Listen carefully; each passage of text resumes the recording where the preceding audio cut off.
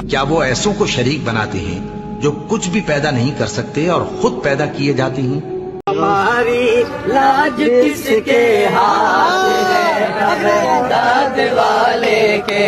ہماری لاج کس کے ہاتھ ہے، بغداد والے کے. مصیبت ٹال دینا کام کس کا، غوث اعظم کا. بکواس بند کرا تہاڈی ایسی دی تیسی. شیخ عبد القادر جیلانی کی طرف منسوب کچھ ایسی کرامتیں جنہیں سن کر آپ سبحان اللہ نہیں کہیں گے بلکہ استغفر اللہ پڑھیں گے، کیونکہ یہ نہ صرف عقل کے خلاف جاتی ہیں بلکہ اسلام کی تعلیمات کے بھی خلاف ہیں. ایسی جھوٹی کرامتیں جن کا شیخ عبد القادر جیلانی کو خود بھی علم نہیں ہوگا، لیکن ان کی شان بڑھانے کے لیے اور ان کے نام پر 11ویں اور چندے کھانے کے لیے ان جاہل لوگوں نے ان کی شان معاذ اللہ نبی کریم صلی اللہ علیہ وآلہ وسلم اور اللہ سے بھی بڑھا دی ہے. مثال کے طور پر یہ مولانا صاحب فرما رہے ہیں کہ جو شخص بھی شیخ عبد القادر جیلانی سے صبح مصافحہ کر لیتا تھا یا پھر ان سے ہاتھ ملا لیتا، اس شخص کو اس دن موت نہیں آتی تھی، اور لوگ ہر روز اپنی زندگی کی ضمانت لینے کے لیے صبح صبح ان کے پاس مصافحہ لینے کے لیے اکٹھے ہو جاتے. اور یہی نہیں بلکہ اور سنیں، شیخ عبد القادر جیلانی اپنے شاگردوں کو پڑھاتے پڑھاتے اچانک سے کہتے کہ مر جاؤ، تو سب لوگ مر جایا کرتے، اور پھر کہتے کہ زندہ ہو جاؤ، تو تمام شاگرد ان کے حکم پر پھر سے زندہ ہو جاتے.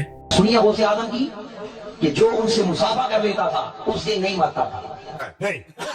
حضور غوث اعظم کی کرامت ہے، جو ان سے مصافحہ کرتا تھا اسے موت نہیں آتی تھی اس دن. اچھا، کیا آپ اپنے شاگردوں کو پڑھاتے تھے اور موت میں انہیں کبھی کہتے تھے مر جاؤ، تو سارے مر جاتے تھے. مر گیا انتقال، پھر فرماتے زندہ ہو جاؤ، وہ اٹھ جاتے. اب اس کھپتی مجون سے کوئی پوچھے کہ تمہارے مطابق زندگی اور موت اللہ کے ہاتھ میں ہے یا پھر شیخ عبد القادر جیلانی کے ہاتھ میں ہے؟ تم لوگوں کو اللہ سے دور کر کے اپنے پیروں کو خدا ثابت کرنا چاہتے ہو. کیا نبی کریم صلی اللہ علیہ وآلہ وسلم نے بھی کبھی اپنے صحابہ کو یہ گارنٹی دی تھی کہ جو بھی شخص مجھ سے ہاتھ ملا لے گا اس کو اس دن موت نہیں آئے گی؟ اگر اللہ نے بھی نبی کریم صلی اللہ علیہ وآلہ وسلم کو یہ اختیار دیا ہوتا کہ آپ اللہ کے حکم سے مردے زندہ کرتے، تو کیا آپ اپنے چچا حضرت حمزہ کو یا پھر اپنی بیوی حضرت ختیجہ اور اپنے والد اپنی والدہ کو سب سے پہلے زندہ نہ کرتے، جن سے آپ بے تحاشا محبت کرتے تھے؟ اللہ تعالیٰ نے زندگی اور موت کو صرف اپنے اختیار کے اندر رکھا ہے. کیا ان لوگوں نے قرآن پاک نہیں پڑھا جب اللہ فرماتا ہے کہ اللہ وہی ہے جس کے سوا کوئی معبود نہیں، وہی زندگی دیتا ہے اور وہی موت دیتا ہے؟ سورہ البقرہ آیت 258. اور مجھے بتائیں کہ یہ کون سی کرامت ہے کہ اپنے شاگردوں کو موت دے کر پھر سے زندہ کر دینا؟ اگر تمہارے مطابق یہ کرامت ہے تو اس کا مقصد کیا ہے؟ یہ کیا ثابت کرنا چاہ رہی ہے؟ کچھ لوگوں کو یہ وسوسہ آتا ہے کہ مردے زندہ کرنا تو اللہ کے دست قدرت میں ہے، کوئی انسان کیسے مردے زندہ کر سکتا ہے؟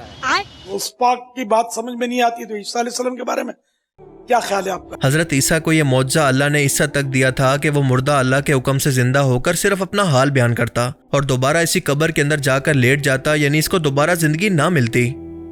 پہلی بات یہ کہ یہ معجزہ خود حضرت عیسیٰ علیہ السلام نہیں کرتے تھے، بلکہ اللہ تعالیٰ نے کیونکہ ان کی نبوت کو منوانا تھا اس لیے یہ معجزہ ان کو عطا کیا گیا، اور وہ ہمیشہ کہتے تھے کہ اللہ کے حکم سے زندہ ہو جا، نہ کہ میرے حکم سے. لیکن ان کے پیر پیغمبر یا رسول نہیں ہیں بلکہ ایک عام مسلمان یا پھر ولی اللہ ہیں. اللہ نے ان کی نبوت کو نہیں منوانا کہ ان کو بھی نبیوں والے غیر معمولی معجزات عطا کر دے.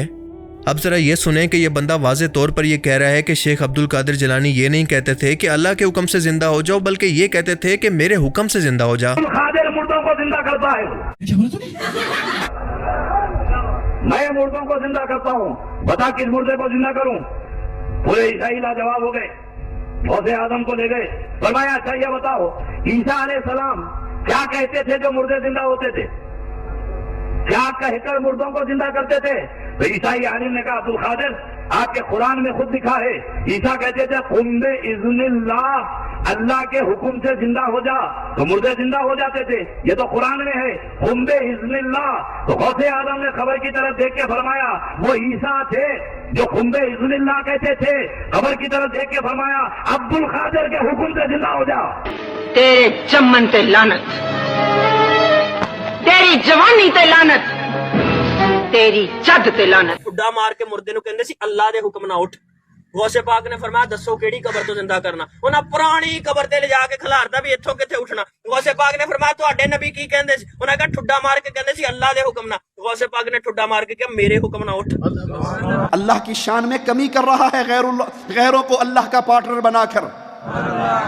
اٹھ کھلوتا تے ایتھوں سانو کی درس حاصل ہوا، کہنے جدوں اٹھیا نا تے ਕਿਉਂਕਿ ਗਾਣ ਵਜਾਉਣ ਵਾਲਾ ਬੰਦਾ ਸੀ ਪੁਰਾਣੇ ਵਕਤਾਂ 'ਚ ਤੇ ਉਹ ਚਿਮਟੇ ਵਜਾਉਂਦਾ ਉੱਠਿਆ। ये कितना बड़ा शिरक है, खुदाई सिफात में बंदों को शामिल करके खालिक और मखलूक के फ़र्क को मिटा देना। अब ज़रा ये सुने कि ये लोग बज़िद हैं कि अल्लाह ताला डायरेक्ट शेख अब्दुल कादिर जिलानी से बातें किया करते थे और काबा इनके तवाफ को आता था। आप इतने बड़े हो, कितने बड़े कुम बिस्मिल्लाह कहते हो तो मुर्दा जिंदा होता है। आप इतने बड़े ठोकर लगाते हो तो मुर्दा जिंदा होता है। आप इतने बड़े कुरान का इतना इल्म, आप इतने बड़े कि आप फरमाते हैं कि 70 मरतबा एक दिन में अल्लाह मुझसे कहता है अब्दुल कादिर तू मेरा महबूब है और मैं चाहता हूं कि तू मेरी निगाह में है। और फरमाते मैं भूखा होता हूं तो मुझसे कहता है मेरी कसमें खा ले, मैं प्यासा होता हूं तो कहता है मेरी कसमें खा ले। मेरे इमाम उसको यूं बयान करते कसमें देते के खिलाता है पिलाता है तुझे प्यारा अल्लाह तेरा चाहने वाला तेरा। आप इतने बड़े हैं कि कहते हैं एक वक्त वो था जब मैं काबे का तवाफ करता था, एक वक्त ये है कि काबा मेरे घर का तवाफ करता है। या शीरमाल कहते हैं 2 रोगनी रोटियां और दूध का प्याला लेकर आए और मुझे कहा कि खाओ। तो गौस पाक फरमाते हैं मैंने कह दिया मैंने अल्लाह के लिए खाना पीना छोड़ दिया है। तो खिज़र अलैहिस्सलाम ने कहा मुझे अल्लाह ही ने भेजा है, अल्लाह ही ने भेजा है। तो गौस पाक ने फरमाया अगर रब ने भेजा तो वो कहेगा तो खाऊंगा। गैब से आवाज आती थी है अब्दुल कादिर तुझे मेरे हक की कसम खा, तुझे मेरे हक की कसम की। वो कब्र में फरिश्तों से सवाल करने लगते थे। अब ये नहीं पता कि वहाँ कब्र के अंदर कैमरा किसने लगाया या फिर ये सब कुछ इनको किसने बताया। क्या इनके पास कोई इल्म गैब है? ये कब्र है या इनके घर का ड्राइंग रूम? इन लोगों ने तो मौत को भी कोई खेल तमाशा या फिर कोई करतब दिखाने की जगह समझा हुआ है। सरकार गौसे पाक रज़ी अल्लाह तआला अन्हु पर्दा फरमाए, इंतकाल हुआ गौसे पाक सरकार का। आपको कब्र शरीफ में मज़ार अक़दस में लिटा दिया गया। कब्र शरीफ बंद हो गई, फरिश्ते आए आकर कहने लगे मन रब्बू का। गौसे पाक से सवाल करें मन रब्बू का। गौसे पाक सरकार ने कहा मैं नहीं बताऊंगा। क्या तुमको आदाब नहीं मालूम कि बात करने से पहले सलाम किया करो? हाय हाय हाय हाय।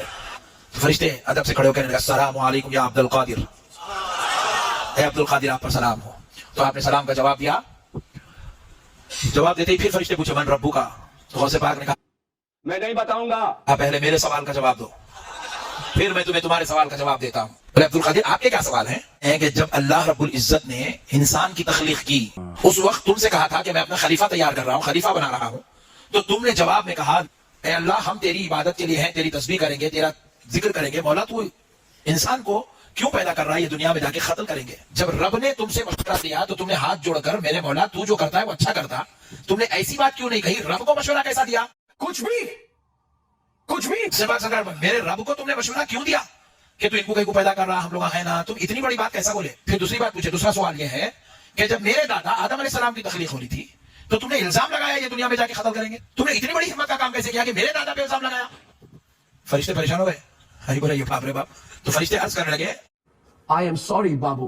ए अब्दुल कादिर जब ये वाकया हुआ था आदम अलैहिस्सलाम का, जब अल्लाह ने पूछा, जब हमने जवाब दिया, हम दोनों थोड़ी थे, वहां तो पूरे फरिश्ते थे, आप सबसे पूछो।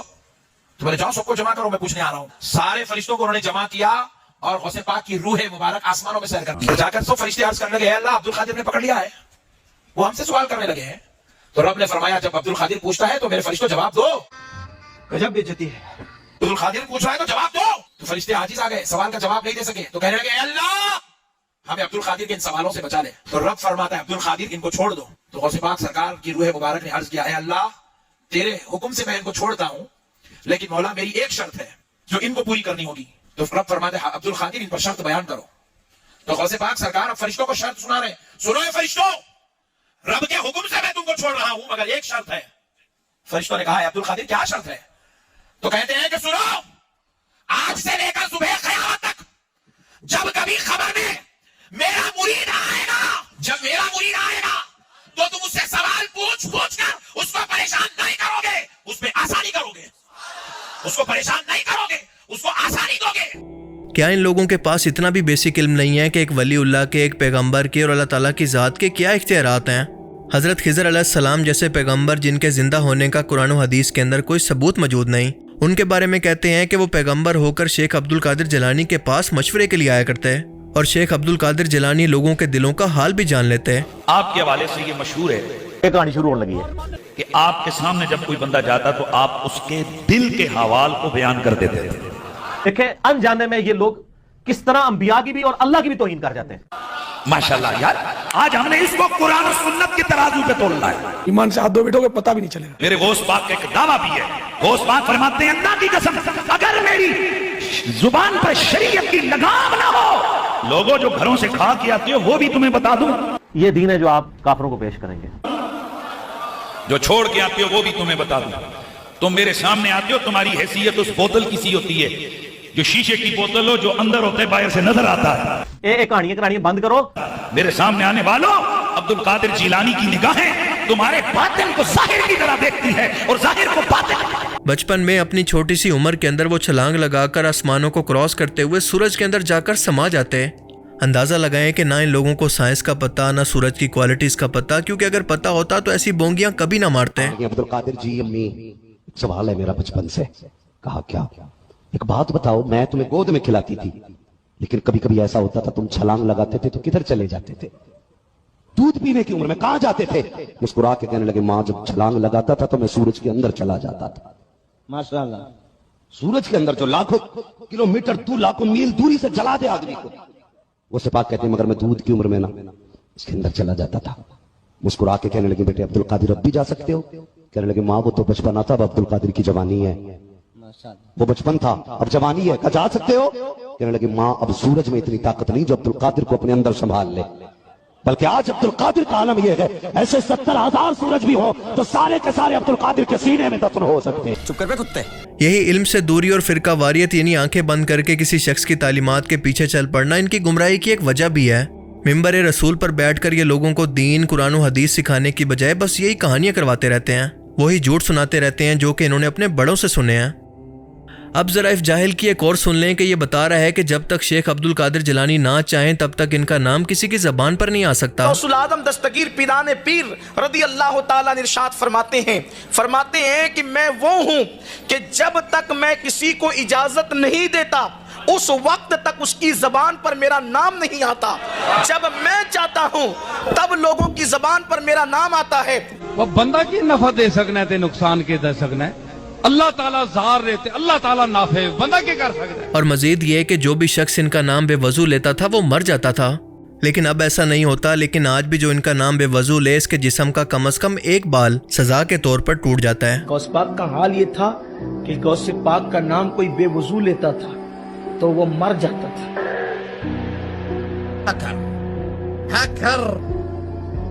غوث پاک کا نام کوئی بے وضو لیتا تھا تو ہمارے بزرگوں نے یہ بات صوفیہ نے کہی ہے. ممکن ہے آپ اس پہ اعتراض کریں جو بھی ہو, لیکن صوفیہ کہتے ہیں کہ بے وضو کا نام کوئی لے نہیں سکتا تھا, لیکن رسول پاک نے فرمایا عبد القادر میری امت پہ رحم کرو, لوگ اس طرح سے نقصان اٹھائیں. پر ٹھیک ہے کہ اب نہیں مرے گا.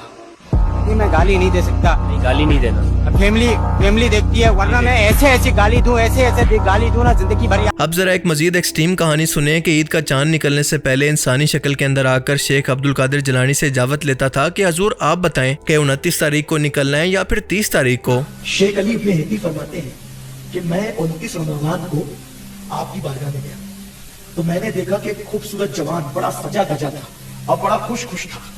تو وہ جو ہے وہ نکل کر کے جا رہا تھا. میں نے کہا حضرت کتنا خوبصورت ہے, کتنا سج دھج گیا ہے اور کتنا خوش ہے, کون تھا یہ؟ غوث پاک مسکرا کے کہتے ہیں وہ عید کا چاند تھا, وہ کوئی انسان نہیں تھا. وہ کون تھا؟ عید کا چاند تھا. اور مجھ سے اجازت لینے آیا تھا, حضرت 29 کو نکلنا ہے کہ 30 کو نکلنا ہے. اندازہ لگائیں کہ یہ اللہ کی شان کو جو کہ قرآن پاک کے اندر بیان ہوئی ہے اس کو اپنے پیر کے کھاتے کے اندر ڈال رہا ہے. جب اللہ فرماتا ہے کہ اگر زمین کے تمام درختوں کو قلم اور سمندروں کو سیاہی بنا دیا جائے تو وہ تب بھی اللہ کی شان کو نہیں لکھ سکتے, اور یہ بندہ اس قرآنی آیت کو اپنے پیر کی شان کے اندر بیان کر رہا ہے. مخدوم گنج بخش رحمۃ اللہ علیہ کہ اگر ساری دنیا کے جھاڑ کے پتوں کو, ساری دنیا کے جھاڑوں کے پتوں کو اگر ورق بنا دیا جائے اور ساری دنیا کے جھاڑوں کی ڈغالیوں اور شاخوں کو قلم بنا دیا جائے, پورے زمین والوں آسمان والوں کو غوث اعظم کی تعریف اور کرامات لکھنے میں لگا دیا جائے تو شاخ ختم ہو جائے گی, پتے ختم ہو جائیں گے, مگر غوث اعظم کی شان و عظمت ختم نہیں ہوگی. دراصل یہ لوگ اپنے پیر کی شان بیان نہیں کر رہے بلکہ لوگوں کو اس سے بدظن کر رہے ہیں. کیا یہ دین ہم غیر مسلموں کو پیش کر سکتے ہیں؟ اور آخر میں بس اتنا کہنا چاہوں گا کہ جس طرح سے دواؤں پر لکھا ہوتا ہے کہ اسے بچوں کی پہنچ سے دور رکھیں, بالکل اسی طرح سے ان جاہلوں کو اپنے بچوں اور گھر والوں سے دور رکھیں, ورنہ وہ بھی بڑے ہو کر اسی کو دین سمجھیں گے اور آخرکار ایتھیسٹ بن جائیں گے. جس طرح سے گدھ ایک گوشت خور پرندہ ہے, بالکل اسی طرح سے یہ لوگ ایمان خور ہیں کیونکہ یہ لوگوں کا ایمان کھا جاتے ہیں. اللہ ताला से दुआ है कि वो हमें समझने की और नेक अमल करने की तौफीक अता फरमाए, आमीन। लोग जमा होकर पैदल ऊंट घोड़ों पे सफर होता था उस जमाने में, 6-6 महीने लगते थे, लोगों को ज्यादा लगते थे, साल लगते थे। बड़ी लतीफ है यार, समझे? आज की तरह तो नहीं लगे 4-6 घंटे में पहुंच गए। माँ के पास आया, माँ लोग जा रहे हैं हज को, मुझे भी इजाजत दो। माँ ने कहा ये तुम्हारे पढ़ने की उम्र है। फरमाते मेरी आंखों से आंसू आने लग गए, काफिला नजर आ रहा था, फिर उनकी धूल मेरी आंखें आंसुओं से भर गई। फरमाते मैंने आंखें साफ की तो मेरे सामने काफिला या उसकी धूल नहीं थी, काबा मेरे सामने था। अल्लाह ने कोई क्या फरमाया, तू अब्दुल कादिर है, मैं अल कादिर। अल कादिर के माने जो सब कुछ कर सकता है। तू अब्दुल कादिर है, मैं अल कादिर हूँ। तूने आना चाहा, माँ ने आने नहीं दिया, मगर तू प्यारा है, तूने ख्वाहिश की है। मैं अल कादिर हूँ, तू काबे नहीं आया, मैं काबे को तेरे पास भेज देता हूँ। फरमाते मैंने सारा मंजर वहीं से देखा, ये उस वक्त की शान है, अभी कम सिन है। अभी फिर वो वक्त भी आया जब आप गौसियत के मकाम पर फाइज हुए। फरमाया काबा मेरे हुजरे का तवाफ करता। विलायत में शान क्या, मेरे आका मिराज पे चले, मेरे हुजूर मिराज पे चले, मेरे सरकार मिराज पे चले, आका मिराज पर चले। कहाँ पहुंचे? सिदरा के आगे। सिदरा के आगे जब हुजूर गए और वहाँ किसी की रूह जवान की मौजूद है, हुजूर काबा कौसैन में जाना चाहते हैं, वो जवान अपनी गर्दन पेश करता है, हुजूर कदम रख करके चले जाते हैं और अल्लाह से पूछते अल्लाह ये था कौन? रब ने फरमाया हबीब ये जो खूबसूरत जवान जिसके कंधों पे पैर रख करके आप ऊपर की बुलंदियों पे आए हैं, इसका नाम अब्दुल कादिर जिलानी है।